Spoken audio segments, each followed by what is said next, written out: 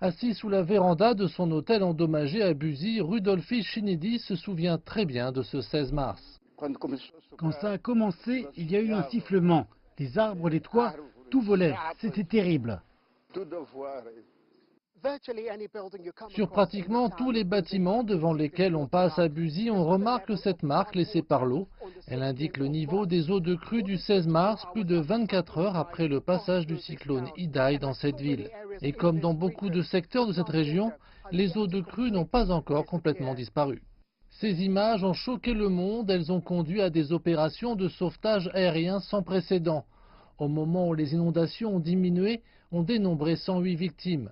Maintenant, la ville ressemble à une zone de guerre, pas un seul bâtiment à Buzy n'a été épargné, le toit du poste de police, comme beaucoup d'autres, a été emporté. La plus grande partie de l'eau est montée sur les toits des structures. C'est pourquoi les dégâts sont considérables.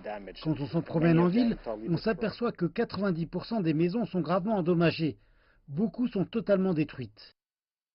Là même où se trouvait le marché local, Francisco Mbereketo est revenu sur son stand pour récupérer ce qu'il pouvait. J'ai tout perdu, y compris ma maison et ma famille. Il ne me reste que les vêtements que je porte. Il n'y a toujours pas d'électricité ici. La plupart des lignes électriques sont encore là où le cyclone les a laissées. De nombreux habitants de Buzy sont maintenant partis. On doute de leur retour. Mais surtout, l'aide a commencé à arriver ici. De retour avec Rudolfi Shinidi, il me montre les dégâts causés à sa propriété. Il a perdu 67 bovins de sa ferme. Je lui demande s'il reconstruira, mais à 69 ans, le travail de sa vie a disparu et son silence est éloquent.